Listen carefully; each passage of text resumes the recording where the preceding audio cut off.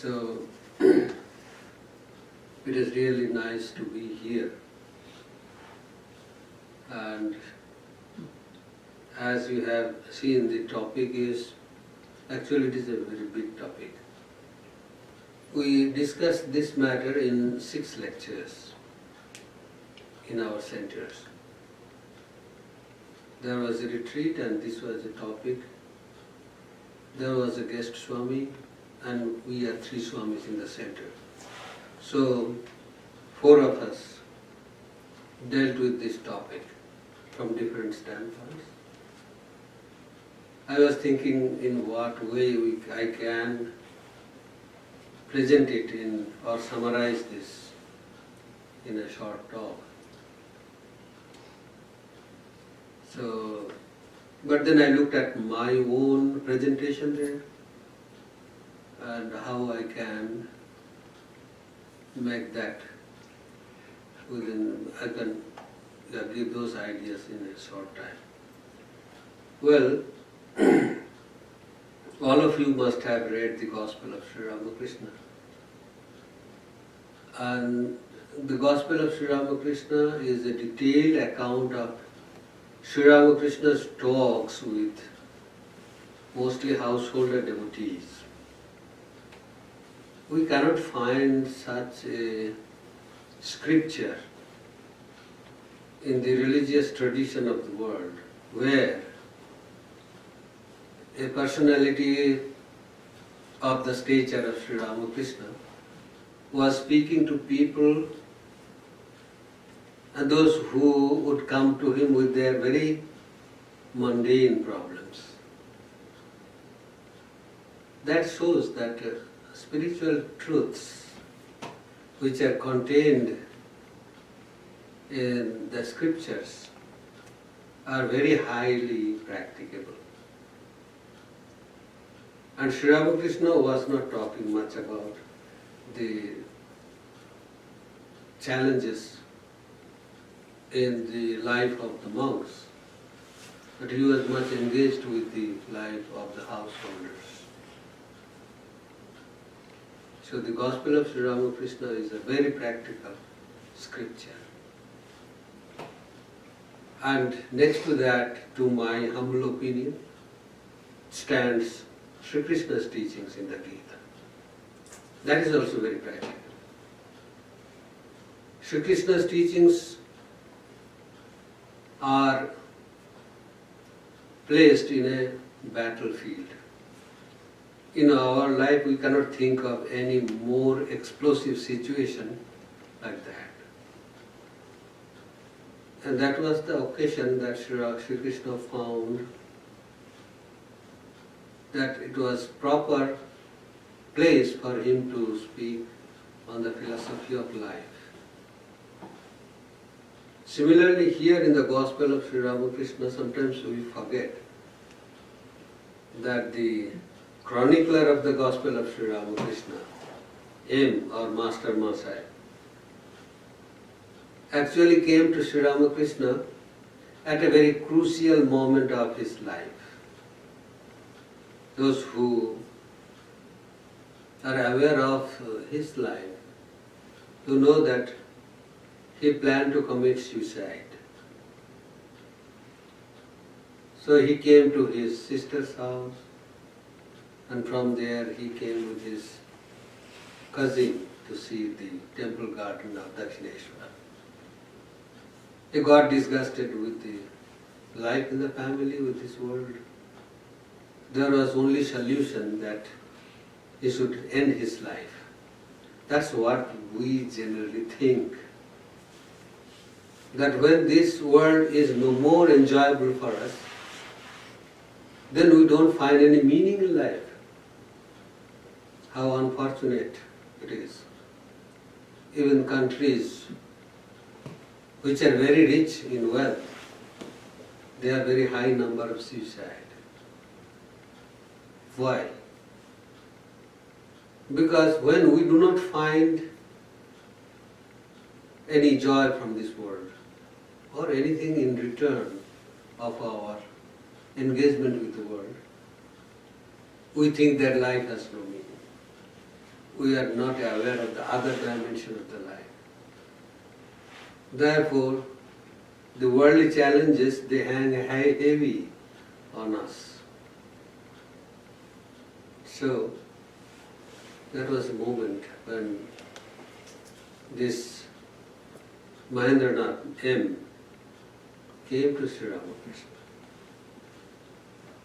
And the beginning of that gospel, in the second chapter, there is almost a condensed message of Sri Ramakrishna towards the practical problems of life. And those problems are not very big problems, like in the battlefield or anything. Very small problems. And those small problems really bother us because we are very efficient to make a big mountain out of a small molehill. They are very efficient. Therefore, I will just try to look at the beginning of that meeting of Master Masai with Sri Ramakrishna. First thing, Master Masai came to Sri Ramakrishna's room. Before that, when he wanted to know of this holy person, people who knew him there, they informed that this person never reads any book. So he was thinking, without reading a book, how can one become a scholar? Anyway, Master Masai himself was a professor of logic. So when he came and met Sri Ramakrishna, then Sri Ramakrishna asked him some questions. Now you see, apparently it seems that this was a chance coincidence. But if we go deep into this, we will see that there was, as it were, some plan behind this. There is a planner who made a plan, and that this type of meeting happened. At one place, Swami Vivekananda praises Mahendranath, saying that the Socratic dialogues are Plato all over. But here you are completely hidden. This sentence was something new for my understanding. And many years later I read an article, a research article in the Memphis Journal of Philosophy. There they have dealt with this topic. How much of Socrates is there in the dialogues. And they have anatomically presented the percentage of Socrates' ideas. Very less. Most of them were Plato's. But here in the Gospel we find that the chronicler, the writer, is completely hidden. He is not changing any of the words of Sri Ramakrishna. Now why is it like that? It seems that it was Sri Ramakrishna who was responsible for this. That is why in the beginning he wanted to test this professor, that he should not dilute Sri Ramakrishna's ideas, or he should not misinterpret his ideas. He has to present those ideas properly. Sometimes when M used to take notes of Sri Ramakrishna's conversations, and afterwards Sri Ramakrishna would ask him, what have you written there? Then Master Masai said, I wrote that you said that day this. Sri Ramakrishna immediately corrected him. I did not say that. I said, I heard it from someone else. That is honesty, intellectual honesty. In today's world, we are familiar with such type of dishonesties. People just copy and paste without acknowledging the source. But Sri Ramakrishna was that serious. So here he asked questions to this professor, and the professor of logic, he gets confused. Sri Ramakrishna asked, do you believe in God with form or without form? Then he said, okay, I may accept that God is without form, but how can he be with form? Then he himself argues, well, milk is white. How can white milk become red? This is a question, and this question has been dealt with by Shankaracharya in the commentary of the Upanishads. That he says a thing without adjuncts and the same thing with adjuncts will appear to be different. If there is white milk, if we add yellow color to this, it becomes yellow milk. So what happens? Milk in itself is white. But it becomes yellow because we add something which is called, something which is added from outside. That is not its real nature. But it appears to be yellow. Therefore, when something is added from outside, then it would appear to be yellow. So there is a contradiction between white milk and yellow milk. But this contradiction can be resolved by this understanding. We see that the sun is rising and setting in spite of our scientific knowledge that the sun does not move. But this is our practical experience. We all see it. Why do we see it? Because our own location. This is called relativity. We see something, but the truth is something else. This contradiction is possible, but it is not permanent. It is not the nature of the sun. It is not permanent. It is apparent or relative. It is bound by time. So, this way he is trying to clarify the misconceptions in the mind of a professor of logic. Imagine that. So, when M understood that he was in the presence of somebody who is of a very high standard spiritual personality, then he surrendered himself. At least for that moment we think it is like that. And then he dared to ask a question. Now you see, his questions were not very well organized according to logic. But he asks a question which bothers him very much. When we suffer in this world, when we face the troubles in this world, then we are not very logical. We don't go by logic. We don't have time to think of logic. We are not mature. If we have practiced maturity to be mature, then that time we can deal with problems maturely. But we have not learned any art of a mature living. We have learned all the arts how to earn money and how to enjoy life with that money. And therefore, the whole life has been valued in terms of money. Here Master Moshe faced the same trouble of life, trouble at home.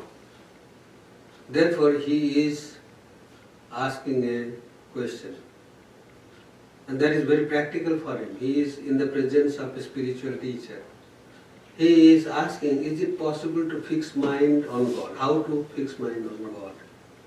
Because the problem is like this. In spite of that, is it possible to fix mind on God? Rather, he should have asked, is there a God? Our question should be logically framed like that. If there is a God, how to fix our mind on God? But the first question is how to fix the mind on God. So he has accepted that there is a God. Well then, second question, Second question is how to live in this world. These are very, very practical questions. And Sri Ramakrishna answers there. Those who read the Gospel of Sri Ramakrishna, torrentially flows the answer. Unstoppable, that flow. That shows that teachers, spiritual teachers are there not to solve some fantastic problems which our mind can conceive of without any practical link to that. They are there to address the very practical problems which disturb us, because of which we are not able to fix our mind on God. So, if we look at the conversations in the very second chapter of the Gospel of Sri Ramakrishna, we will see a lot of our questions have been answered. But in the topic we have promised that we will try to look at this concept, if it is possible to find a better solution to our day-to-day problems. How to convert those problems into spiritual experiences. Actually speaking, these problems are being converted into spiritual experiences, and that is the tradition of spiritual life. Spiritual life is not a life of happiness, a life where there is no suffering, no challenges. Actually speaking, spiritual life is a life of challenges. There are three types of people in this world. Some are rank materialists. For them there is no question of spiritual life, they have no problem. And there are people who are 100% spiritual. For them also there is no question of problems. They accept God 100%. Therefore they are not bothered about the problems. But there are people who are, religious materialists. We are materialists at the core, but at the same time we can't deny the other side of the story. What happens after death? Who is this? Who is born? Who dies? Is it the end of everything when we die? All these questions are being asked. And that is why we call ourselves wise people, Homo sapiens. We can ask questions about ourselves. So for us, actually the scriptures are saying most of us belong to this category, third category, that we are religious materialists. And if we belong to this category, then there is hope that we can practice spirituality, and that's what we do. Spiritual life is nothing but a struggle between these two forces. There is no spiritual struggle or spiritual practice which is free from these two forces. If it is one force this side, then there is no spiritual life. This person is realized. If we are going with this force only, with the world, we don't care. But when we cannot deny the both, existence of both these forces, then we are hooked. And then we have to work out our way through all these problems, which we call problems, so to say. And there is hope for us. Then only there is hope for us. And spiritual life is nothing but continuous struggle. The more we fight with the propensities, both inside and outside, the better becomes our life. Better becomes the practical life itself. We will see many people who are very mature, quiet, peaceful, they can look at a situation as a third person's point of view and decide on what to do. Actually speaking, most of us, when we face the problem, we become part of the problem. That is the truth. Psychologically, we get involved in any problem. And then what happens? When we are involved in a problem psychologically, then we become part of the problem.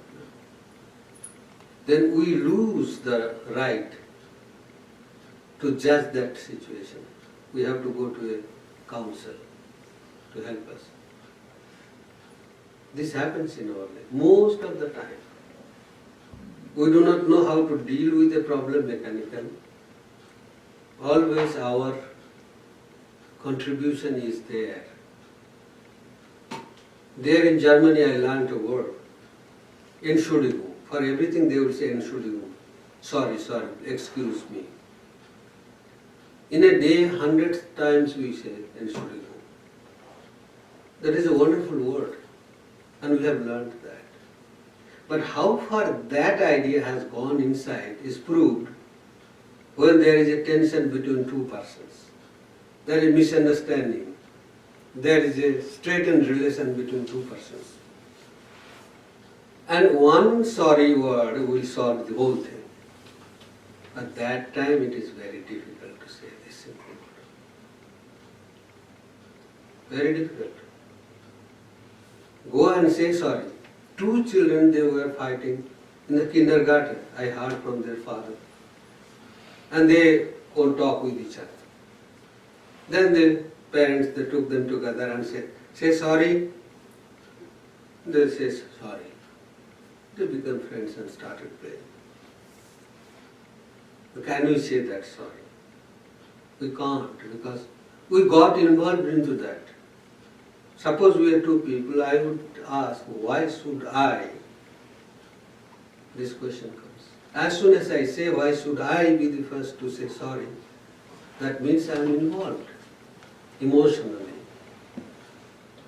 And when I am involved emotionally, how can I solve that problem? What does the council do? They try to look at the situation from the standpoint of an impartial observer. And then they provide solution. And again, if these impartial observers are not trained about facing life's problems, then what happens? They too contribute to the problem. A great psychiatrist may depend on drugs to find peace in his life. A great management professor teaching management to big companies may not be able to manage the small family at home. These are problems with theoretical scholars. Therefore, the main defect is that in the society we have not been trained how to face challenges in life. There are some popular stories in India particularly, we used to know during olden time. The older generation used to impart some cultural, ethical ideas to the new generations through stories. Ramayana, Mahabharata, particularly Mahabharata, is a great mine of such stories where they have presented stories with moral dilemma. Look at many stories in these books, full of moral dilemmas. And there they have shown how to come out of this critical situation morally. And when young children are fed with those ideas, afterwards they remain in the mind, and in life when they face practical situations, they are actually ready with ready-made solutions also. These are the things which we are forgetting. And the society is not giving value to these valuable things. We think that they are of no use. So when we really face practical problems in life, it becomes difficult for us to solve them. We break under their pressure. That is the truth. That is why we see that people lose faith in life in themselves and commit suicide. Sri Ramakrishna says, dispassion or renunciation, this has two sides. One side is that we are detached from things which stand as obstacles in our spiritual growth. We should have dispassion for that. And second thing is that at the same time, we should have attachment to something higher. There is an equation provided by the scriptures. If we have a purpose in life, then our time is measured in life scale. Every minute is a life, not just time. But if we do not have a purpose in life, then our life is measured in time scale. It can be that unfortunate. If we do not have a purpose in life, our life is measured in time scale. Sri Ramakrishna says that he saw some people who were playing cards. He felt very bad. What is this? As if they do not have anything better to do in life, just killing time. We think that let us kill time, let us just while away some time. But actually speaking, we are whiling away each and every moment of our life only. It is being deducted from that precious thing which we have. We don't have any training how to look at life, how to give value to ourselves. Scriptures say that we have defects, deficiencies. In spite of our defects and deficiencies, we can value ourselves. Because the defects and deficiencies, they are not our real nature. If suffering would be our real nature, we won't be able to remove that. It is like a blanket made of wool. And if we go on removing wool from the blanket, will that blanket survive? If suffering would be our real nature, then we won't be able to remove it. Holy Mother has said, yeah, we suffer, but nobody suffers for all the time. She has said, suffering has an end to it. That is the message of Buddha. Buddha looked at the world from that standpoint and he said, the whole world is full of suffering. And it is nothing but suffering. Dukkham, dukkham, dukkham eva sarvam, he said. This whole world is nothing but suffering. But what did he say? He says, there is suffering, there is cause of suffering. And there is also remedy to this suffering. And there is a way how to get out of this suffering. 4 noble truths he has said. There is suffering, there is a cause of this suffering, there is a remedy to this suffering, and there is a way out of this suffering. So suffering is not our nature. We want happiness because that is our nature. We want to be happy because that is the taste we have. We have forgotten, but somewhere at the back of the mind that controls our desires and efforts. We want peace, we want happiness, because that is a reflection of our real nature. So when we are talking about practical problem in our life, what do we understand by life itself? We just look at the problems which arise on our way to get enjoyments. According to psychology, there are 3 types of enjoyments. Actually speaking, we call it happiness. We are all happiness seekers. At the physical level, the enjoyment, the happiness we get is called pleasure. Physical pleasure, and at the psychological level, the happiness we get, that is called joy. And spiritual happiness is called bliss. There is a gradation of these three. That physical pleasure is inferior to mental joy, and mental joy is inferior to spiritual bliss.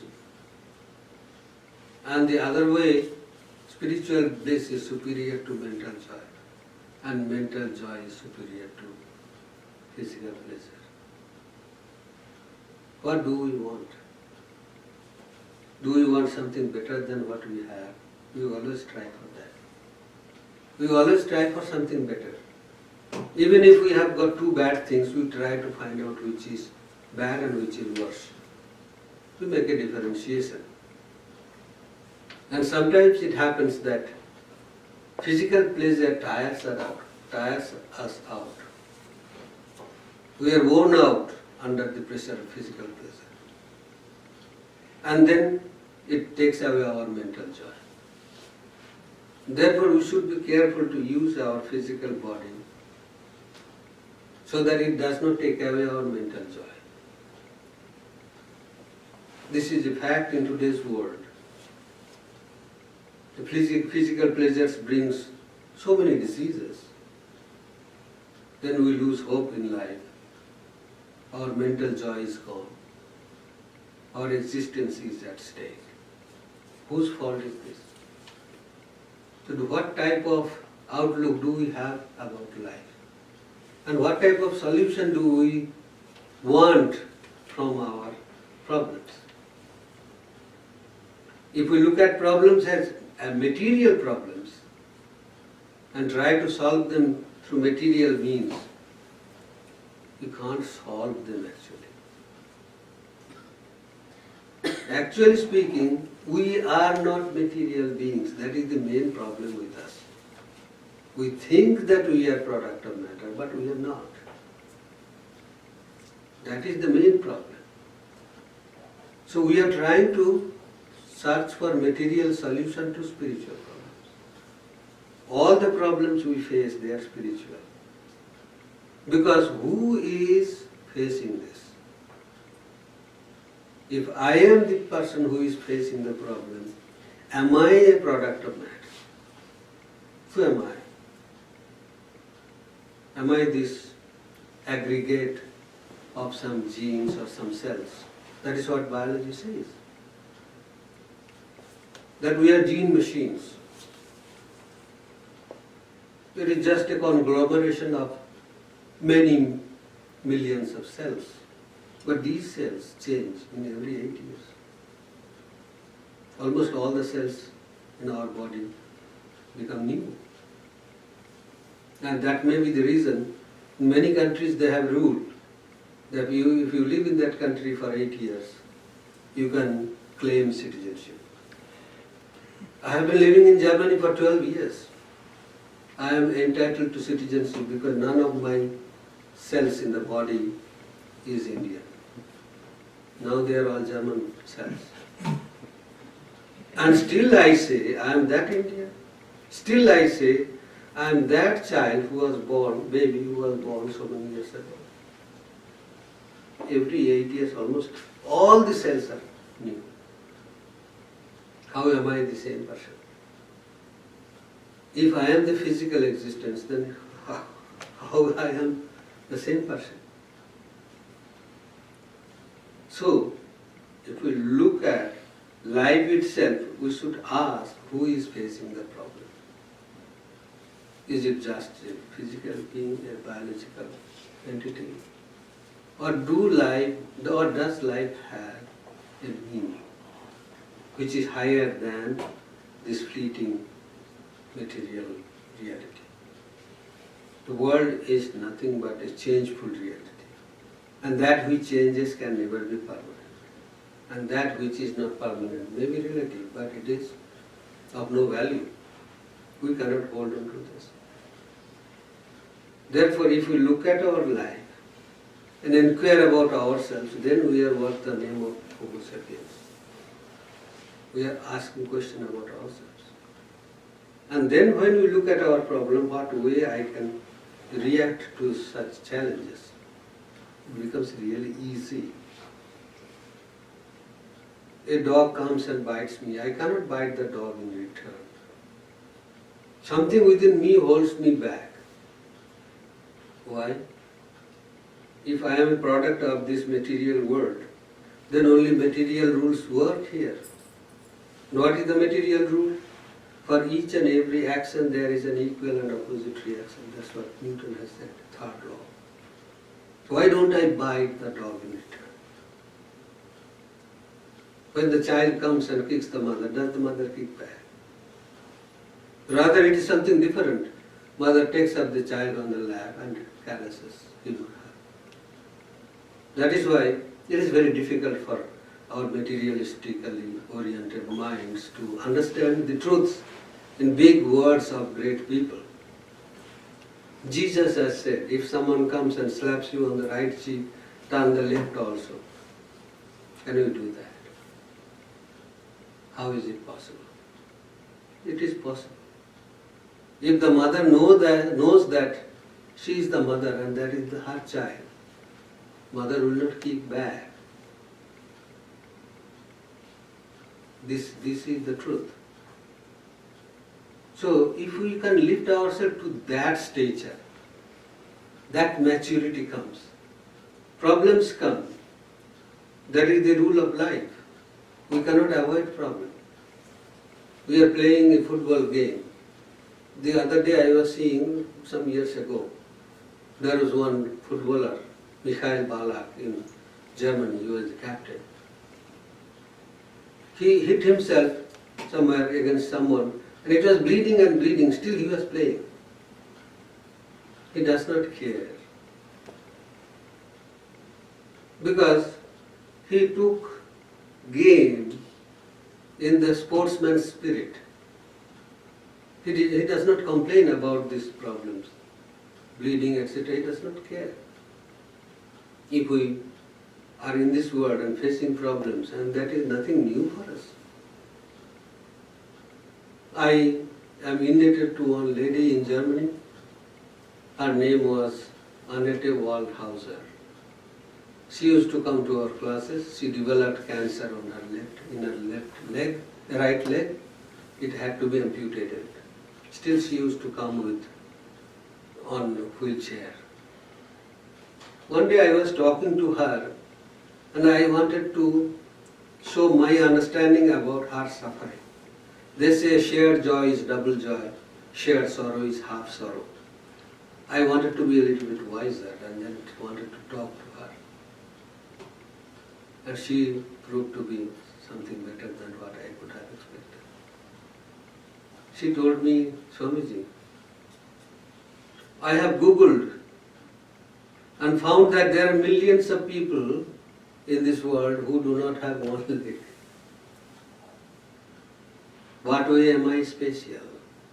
Do we ask this question any time? And I have also seen there are millions of people who do not have two legs. What way am I special? Suppose tomorrow I get a lottery, millions of euros. Do I ask a question? Why among so many people I should get? Why should I get among so many people? Do I ask this question? That was a great understanding of the situation. So, these problems are part of our life. But the question is, who is facing that problem? If we face the problem at the biological level, our responses to the problems will be instinctive, animalistic, nothing better than that. This is the truth. If we think that we are biological entities, not only challenges, we look at the world from that standpoint. Our reactions will be instinctive and animalistic. if we can raise ourselves a little bit higher, and if we look at this world from that standpoint, psychological standpoint, then our responses will be from that standpoint. And what are the beautiful things we have in our mind? Anger, greed, jealousy, pride, envy, and what not. We will look at those problems from these standpoints. Who said that? No, I am jealous of that person.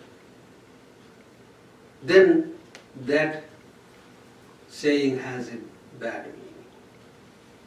And if I know that that is my friend or I have got some interest in that person, oh, what a great truth that person has said. All these responses will come from that unreformed mind. And if we know that we are not psychological beings, we are not political animals, we are not biological beings, we are something better and higher than this, then our responses will be very natural. Swami Vivekananda says that it is not that we will turn the other cheek immediately. We are not that much evolved. But at least we will take our time to think on that and try to be impartial, not adding our selfish interest into it. These are the truths spiritual teachers come to teach us. They help us to understand these things. And it is the first proposition is that it is possible to use our problems for our spiritual gains. It is possible. It has been done. That is why these great truths we get from the great teachers. It has been done. It is possible.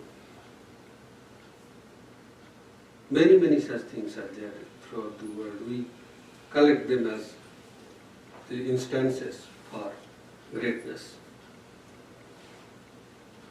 But the main question remains, when it happens in my case, what do I do?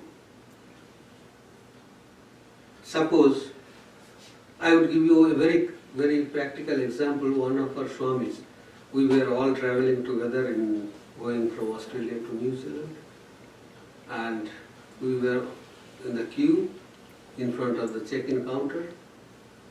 I was behind, and one Swamiji from India, he was there. He was the first time maybe out of India. He was standing in front of me. And then one gentleman before him, and the next gentleman who was almost near the counter. He just suddenly fell down there. Then this Swami just jumped out of this line and wanted to help. I pulled him back. I said, just wait. Do not do like that. Thing is that you are not trained to handle such situations. Now at this moment, if you lift this person, you may kill him. You are not trained. And we saw within a short time people came and brought their things and put him on the stretcher and carried him like that. And afterwards he came and joined us. He was on the flight, I saw. Are we really trained? That is the question. In Germany we see, maybe I don't know if it is the same thing here. In our retreat house, it is the rule because it is a public place. We have to clean the house with professionals. And who are they? This is a company of cleaners company, Reinigung Firma they say. And there one gentleman comes, one young man, he comes, he has a master's degree in cleaning. And one or two assistants come who are doing their bachelor's under them. Training is necessary. Are we really trained to face the problems? We are talking about problems. Have we trained ourselves that way? You see, companies, they spend fortunes to train up their workers. Before they take up any job, they have to be trained. And then only they are asked to handle with this situation. In Germany, last years, the problem was the influx of refugees more than 1 million. Can you imagine? They all came. And who is there to register them? Who had to put no infrastructure. But immediately they took people from different offices and trained them, gave them training. How to register their names, for that I was trained. How to serve them during that winter. All these things were done under training. And then only they were allowed to go and work. Therefore the offices, the works become a little bit slow. Earlier it used to be super fast. If you give a problem, they solve it immediately. But slowly it became a little bit slow. Now it is slowly recovering. So what kind of training do we have? We talk about problems and you give a ready-made solution. So that we can buy it. Solution is available from the Walgreen or from somewhere. We can buy solutions. And we can put, okay, one tablet. Or when we go to the spiritual persons, then we think that if they touch, they blow their air on our ear, then we get cured. Solution, just give something and we cure ourselves. We don't want to solve the problems by ourselves. Because of our outlook about life, we think that this life is materialistic life, therefore solutions should be materialistic. Tablet solutions. But if we see that it is life, a serious life of a being, divine being, which is imperishable, which is suffering under the materialistic conditions, we are serious about that, then our problems do not become big. There is a nice saying in English. Instead of telling your God how big your problem is, rather tell your problem how big your God is. We go to God and pray, this problem is big for us. We go and pray. Instead of telling about the problem, let us tell the problem how big our God is. So, the outlook about life and about who we are will change the perspective itself. Then problems will not become big. Actually speaking, if we look at the problems, different people have got different outlook to the same problem, different attitude to the same problem. Why does it happen? So, if we look at the problems from this type of perspective, a practical, really practical perspective, then we need the help of the scriptures, help of the teachers, and then only these practical books they help. Otherwise, our searching for solution will be always futile, because we are searching for something which is impossible. The other day someone was saying that if pleasure or happiness is there in material thing, then the more we take those material things, the more pleasure we will get. If one pizza has got 10 happiness, if I eat 2 pizzas, I will get 20, 3, 60, 50, like that. It does not increase that way. It goes on diminishing actually. The more we eat, the more we suffer. And we are searching for that same pleasure at a place where it does not exist. In logic they say, someone is searching for a black cat in a dark room. And then again one part is added, a blind man is searching for a black cat in a dark room. And the fourth dimension is added. A blind man is searching for a black cat in a dark room where there is no cat. What will be our situation? We go on searching for it. Like a person trying to sit in a corner in a circular room. It is like that. We go on Go round and round, we don't find it.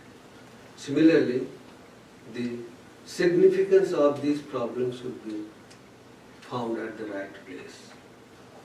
And we cannot look at the outside world because problems are part of this world. Only thing, if we look at ourselves, then we will see, in spite of our problems, we can value ourselves. Thomas Alva Edison has said, he has so many patents, 100 patents in his name. He has said, I have never failed in my life. I have only found 10,000 ways which did not work for me. There were problems, there were failures, he never says that. That made him great.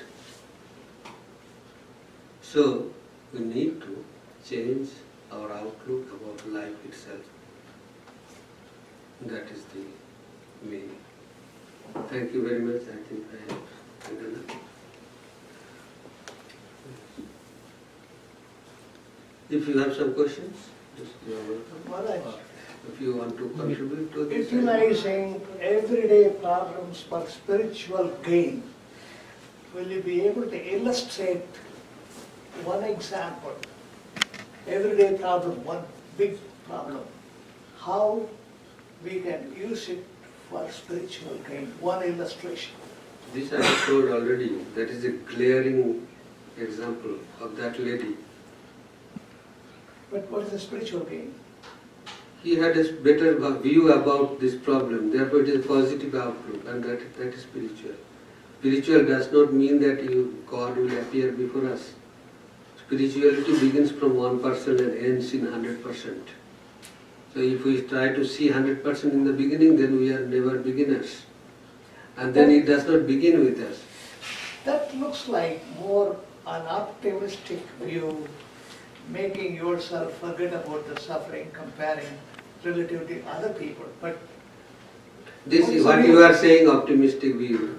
There is nothing pessimistic, even in your treatment of your diseases. They are always optimistic. If the solution is not optimistic, you will never solve the problem. They talk about this one, we don't need to suppress, or the repression of suppression, these words they use in psychology, because that would create in our mind a kind of disorder. But then look at the rehabilitation camps of the drug addicts and others. They are nothing but turning the mind to other direction. Won't you call it suppression or oppression? Then the treatment would not be like this. View should be optimistic. No pessimistic view can treat us. This is not super generalization. This is the thing we have to do.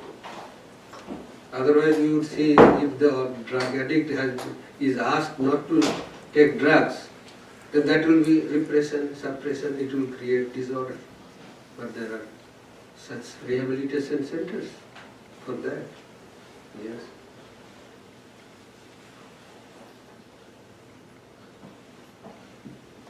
If I can ask a more metaphysical question, you referred to Buddha and suffering and dukkha, and Buddha will say that end of suffering is dissolution, which is nisuddhita, nihilism.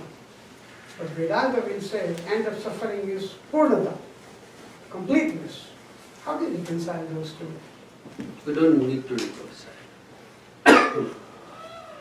Buddha is talking about the value of the world, worth of the world.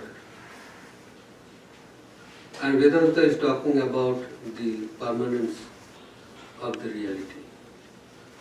Two approaches. We don't need to compare them.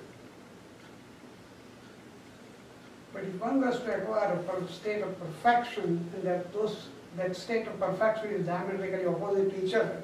Never. There is a nice story like that. Incident in the life of Diogenes. Diogenes used to say that this world is unreal. Then he broke his hand and he was in great pains. In those days, there was not much relief from such pains. Then his students never liked this idea that it is too idealistic an idea, it is not practical. We don't see that this world is unreal because we don't know that this is relative, not exactly unreal but relative. So then they asked, now they had the occasion to teach the teacher. Now you are in great pain. Still do you hold this idea that this world is unreal? He said, yes, the world is unreal, but it is painfully unreal. Pain is there, this is accepted, but unreality is not forgotten. That is called relativity. Therefore, they can go that way, we can have both ideas together. That is what we want to do. We want to get out of the world and get attached to our own real nature. So if we highlight this suffering of the world, that is no way wrong. And we don't need to compare because one philosophy is different from the other, approach is different. That is why they tried to pull Shankaracharya also and say that Shankaracharya was a pseudo-Buddhist. Right. Because they found a lot of parallel in his arguments taken from the Buddhistic argumentation. But it is not that. Those who are familiar with the system of logic in India, which is called Nyaya, particularly the Bengal school of Nyaya, they know that these are all argumentations taken from Nyaya, not a Buddhistic argumentation.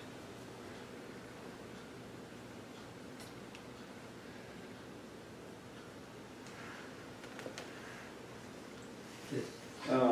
Sometimes it seems like I get pulled into delusion with arguing with people, and it seems like God's not there. And then, but to me, I personally intend to have God in all my life, but yet I'm still struggling to have God with people that I see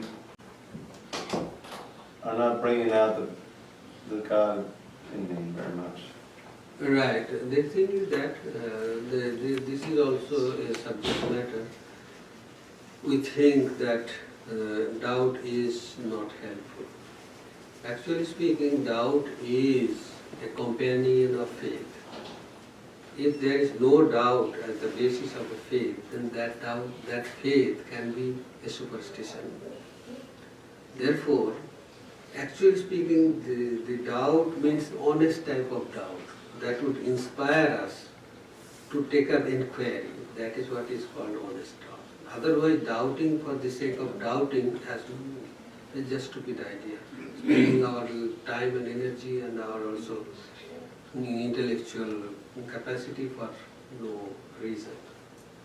But doubt should be there, and we oscillate between doubt and faith. And that ends when the realization happens. That is the message which is given in the Kathopanishad. It says that, even other Upanishads also, they say that Vidyate Hridaya Granthi, etc., that when we realize the truth, that is only the time when all doubts are gone. But still, doubt will slowly reduce and faith will increase. And that is a healthy sign of growth. That's why the Yoga Sutras, Patanjali dealt with this subject. He says, take up any material object, Vishayavati va pravritti utpanna manasasthiti nibandhani, like that. He has given 8 alternatives. If I cannot do this, do this, like that. So he has said, take up any material thing, try to concentrate on that, and then you will get immediate result. And that helps us to get inspiration that, this is possible. Then I take up a little bit difficult one and go with that. These are all healthy signs. So doubt actually helps us. But it should not be just stupid idea, just for the sake of contradiction, we contradict. There beautiful examples are there. Swami Vivekananda came to Sri Ramakrishna and asked a question, have you seen God? Answer was very direct. He said, yes, I have seen God. and I have seen him more clearly than I see you. Seeing God is the question, and in the Bible also it is said, blessed are the pure in heart, for they shall see God. To see God, we don't need to purify the heart, we need to clean the eyes, that's all. But these are all different meaning, purifying the heart. So, Sri Ramakrishna gave direct answer, yes, I have seen him. That there ends the topic, Vivekananda acceptance. But then one devotee from Konnagar, in the gospel it is there, came and asked Sri Ramakrishna, Sir, have you seen God? Sri Ramakrishna was talking with devotees. Then he did not answer it directly. He said, well, who can see God? But you are talking about God? That's what the scriptures have said. Because sometimes we ask questions out of idle curiosity. Or maybe many people are there so that they would think that I am a great scholar or philosopher. So I ask a question. That may not have any bearing on our personal doubt or personal search. So therefore they are great teachers. Therefore Sri Ramakrishna did not answer this question. But he answered the question here. Someone went to Ramana Maharshi and asked, Sir, have you seen God? Ramana Maharshi looked at him and said, my dear, you are not Vivekananda and I am not Ramakrishna. So it is like that. Doubt. People come and talk about all these things. Yeah, that raises some more query in us. We become more inspired, inquisitive, to know, not just to leave it there. Yeah, it helps us. Maharaj, is it also said that Swami Rangadananda Maharaj, when he visited US, somebody asked the same question, and without hesitation he said immediately, yes, I have seen God. Is that true? No, first time I am hearing, so I can't. Yeah, there is a record of that. I don't know where the record is.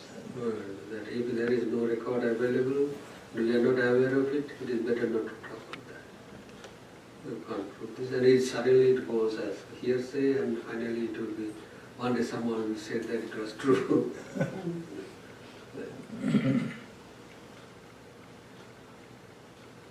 Yes, if Ranganathanji has said that, fine, even if he has not said, that is also true. It is not necessary to get it from his mouth.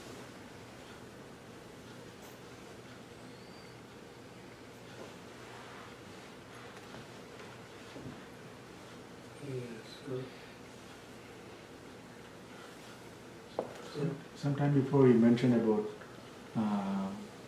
pleasure, joy and bliss. Who is actually experiencing it? Is it at the physical level or at the... Yeah, I understand your question. That is the knot, trickiness of our understanding. Thing is that there is a thing called ego which has been acknowledged in psychology, and that is a big factor actually in us. So that is why Swami Vivekananda has given a lecture on real I and unreal I. This unreal I is the experiencer actually. The problem is when the ego is there, ego tries to take all the credits for itself. Our blames goes to the devil. There we created the devil just to pass on the blame from our shoulder to the devil. There is no other use of devil. So this ego is the thing which is the experiencer. And if we say who is experiencing really the real I, that is why generally the scriptures they use a sentence, I know that I know it. This is a complete knowledge. I know that I know it. Now there are two I's and two no's. But one I and no belong to the subordinate clause. And the earlier I and no belong to the principal clause. Principal clause I and no, that is the knowledge of the witness. And subordinate clause I and no, that is the knowledge of the ego. And the ego is the experiencer actually. That is the idea, in short. So ego is It's part of the soul. No, it is a big issue. Ego is a big issue for big philosophers. And there is a small booklet which is written by one of our very scholarly Swamis who has tremendous spiritual attainments. He has written on this, and as you know, there is a book, Das Ego, in German. So Das Ego, he has dealt with the Das Ego and the real self. Und der wahre Selbst, like that. So in English, the ego and the real self, there is a small booklet. There the whole thing has been dealt with, but still it is a little bit complicated thing unless we are trained in that philosophy. Philosophically it is difficult to understand. But the thing is that the scriptures say, yeah, it is difficult to understand. For whom? I don't understand that I have ego, but people around me, they understand. Therefore, there is a proof from others that this person is egoistic. Everyone is egoistic. Yes. Ego has a location. Actually, this is a big subject. I don't want to, because it takes a long time. But in our scheme of action and reaction, according to Hindu psychology or the Yoga Sutras, this is a distinctive path how the impulses, actions come inside and the reaction is produced from inside, not from outside. So the object is seen by the eye, then it is recorded by the brain center, then it is known by the mind, and then it is transferred to the intellect to decide on the reaction. Then during that reaction the mother does not kick back because it's all mechanical process. But mother would have kicked back, but she could not kick back because something there happens. What from our subconscious mind, the impressions of the earlier experiences of this life or earlier life, there happens a quick scanning of that hard disk as it were, and then the instances come supplied. Oh, who is this who has kicked? What way this person has kicked? Many things take into consideration, whether it is a friend or an enemy. Then this reaction is influenced that way. And that portion of the mind is called ego. It has no color, no shape, nothing. It's called ego. Talking of the ego, other animals are also having that similar kind of intellect, No. behavior, ego, the fighting, and they have the territorial instinct and everything. These are all form No, of these are ego not. too. No, these are So how is there any difference between the ego that human beings have and the other animals, like the dogs Ego- or some intelligent animal? Well, it is not in general term you can use that. Because according to evolutionary biology, we are different from animals because we have three distinctive traits as humans. One is we can learn language, second is we can transfer our culture, third is we can sacrifice our interest for others. These animals can't do. These three things are special. This is not my words, the scriptures and evolutionary biology. The last chapter of the book, The Selfish Genes by Richard Dawkins, deals with this matter. So the scriptures say that intellect is the thing which marks the difference between animals and humans. We can decide between what is permanent, what is impermanent. Not what is good and bad. Any fool can do that. So the animals can decide between what is good and what is bad. But they cannot decide what is permanent, what is immediate. Like that. But we are not doing that at all. Huh? But as human beings, we are not doing that at all. Of course we are doing, but our eyesight is marred with myopia. But we do 5-year plan or 10-year plan, we do. But some people do more planning for a different idea. We do planning. We are living a life amount, it is not that for tomorrow it will end. It is a big planning for the whole life. So So which is better? We think about the future and the animals don't think about the future. They live in the present. And we live in the past and the future, not in the present.